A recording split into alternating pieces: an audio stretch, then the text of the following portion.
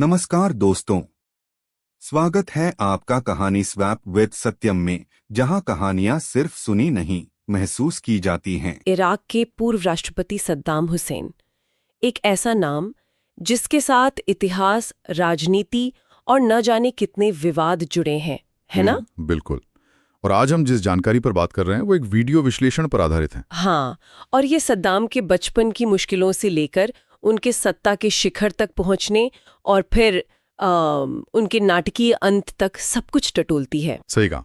और देखिए, ये सिर्फ एक आदमी की कहानी नहीं है, ये इराक की कहानी है, मिडिल ईस्ट की पॉलिटिक्स है, अंतर्राष्ट्रीय संबंध है। हाँ, मतलब कैसे उनके शुरुआती हालात, उनकी विचारधारा, उसने उनको वैसा बनाया जैसा वो थे। एग्जैक्टली। तो चलिए शुरू करते हैं, देखते हैं इस जानकारी में क्या खास है, सद्दाम की कहानी के अहम पहलू क्या हैं। शुरुआत उनके बचपन से करते हैं। सुना है काफी मुश्किल था। हाँ, काफी। उनका जन्म हुआ 1937 में। पिता की मौत हो चुकी थी उनके जन्म से पहले ही। ओहो। और माँ जो थी वो गहरे डिप्रेशन में थी। फिर सौतेली पिता का बर्ताव भी वो अच्छा नहीं था, कठोर था। ऐसे में उनके मामा खैरुल्लाह तलफा, उनका बड़ा असर पड़ा सद्दाम पर। अच्छा। हाँ, वो बड़े प्रखर राष्ट्रवादी थे, ब्रिटिश विरोधी, अरब एकता की बात करते थे। तो ये सब विचार सद्दाम को वहीं से मिले, बचपन में ही। तो शायद इसीलिए वो राजनीति में आए। हाँ। 1955 में बाथ पार्टी ज्वाइन की उन्होंने। ये बाथ पार्टी क्या थी असल में, थोड़ा सा बताइए। देखिए, बाथ पार्टी जो थी वो एक अरब राष्ट्रवादी और समाजवादी विचारधारा वाली पार्टी थी। उनका मेन मकसद था अरब देशों को एक करना। अच्छा। सद्दाम इसमें काफी जल्दी एक्टिव हो गए। फिर 1959 में एक घटना हुई। उन्होंने तब के प्रधानमंत्री थे कासिम, उन पर जानलेवा हमले की कोशिश की। हाँ, पर वो कोशिश फेल हो गई। और इसके बाद तो वो मतलब इराक में मोस्ट वांटेड हो गए। तो उन्हें भागना पड़ा। हाँ, भागना पड़ा। सीरिया गए, फिर मिस्र गए। और एक दिलचस्प बात, स्रोत ये बताते हैं कि इस दौरान उन्हें CIA से मदद मिली। क्या बात कर रहे हो? शुरुआती दिनों में CIA की मदद? ये तो ध्यान देने वाली बात है। बिल्कुल। फिर आगे चलकर 1963 में बाथ पार्टी ने तख्ता पलट किया। अच्छा। और स्रोत फिर से कहते हैं कि इसमें भी CIA का हाथ था, उनका समर्थन था। सद्दाम इस वक्त पार्टी के इंटेलिजेंस विंग में थे। हालांकि कुछ टाइम बाद उन्हें जेल भी हुई, पर वो वहां से भाग निकले। अच्छा, भाग गए। हाँ। और फिर 1968 में बाथ पार्टी ने एक और तख्ता पलट किया। इस बार सत्ता पर पूरी तरह कब्जा कर लिया और सद्दाम इस बार वो उपराष्ट्रपति बने। उपराष्ट्रपति? और फिर राष्ट्रपति बनने तक का सफर, सुना है वो बड़ा नाटकीय और क्रूरता भरा था। हाँ बिल्कुल। 1979 में वो राष्ट्रपति बने और सत्ता पर पकड़ बनाने के लिए उन्होंने कह सकते हैं बेरहमी का रास्ता चुना। जैसे? वो 22 जुलाई 1979 की मीटिंग का जिक्र आता है। बहुत कुख्यात है वो। करीब 400 पार्टी नेता थे वहां। हाँ।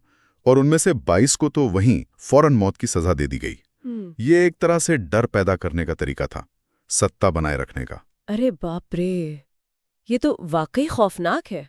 और वो किस्सा भी सुना है कि अपने स्वास्थ्य मंत्री को कैबिनेट मीटिंग में गोली मार दी थी। जी हाँ, ऐसी घटनाओं का जिक्र भी स्रोत में है। उनकी क्रूरता साफ दिखती है इनसे। लेकिन एक दूसरा पहलू भी था। अच्छा, क्या? उन्होंने कुछ ऐसे कदम भी उठाए जिनका इराक पर असर पड़ा, जैसे 1972 में तेल का राष्ट्रीयकरण। हाँ, ये तो सुना है। इससे पश्चिमी कंपनियों का जो दबदबा था वो खत्म हुआ और इराक की आमदनी बढ़ी। लेकिन फिर वो एक लंबे और भयानक युद्ध में भी तो फंस गए। ईरान इराक युद्ध 1980 से 88 तक चला। हाँ, वो युद्ध, उसकी मुख्य वजह थी शत अल अरब जल मार्ग। एक नदी है, उसके कंट्रोल को लेकर विवाद था। दोनों देशों के लिए बहुत जरूरी। 8 साल चला वो युद्ध, बहुत तबाही हुई। और विडंबना देखिए, जानकारी के मुताबिक इस युद्ध में अमेरिका ने सद्दाम को मदद दी थी, हथियार दिए, खुफिया जानकारी दी। अमेरिका ने? ये तो बाद के हालातों को देखते हुए अजीब लगता है। बिल्कुल।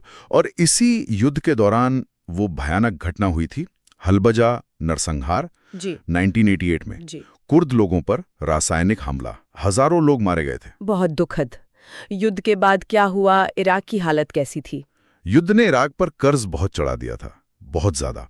तो सद्दाम ने कुवैत पर आरोप लगाया कि वो उनका तेल चुरा रहे हैं। अच्छा। हाँ, और कर्ज माफी की मांग की। जब बात नहीं बनी तो 1990 में कुवैत पर हमला कर दिया और यहीं से अमेरिका से सीधा टकराव शुरू हो गया। हाँ, जिसके बाद फिर 1991 में ऑपरेशन डेजर्ट स्टॉर्म हुआ।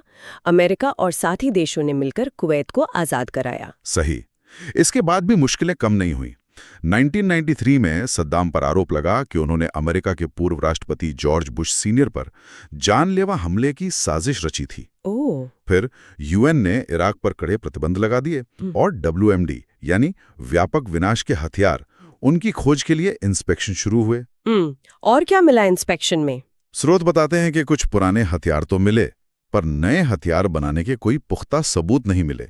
लेकिन फिर 9/11 हो गया और उसने सब कुछ बदल दिया। हाँ, 9/11 हमलों के बाद अमेरिका का शक सद्दाम पर बहुत बढ़ गया।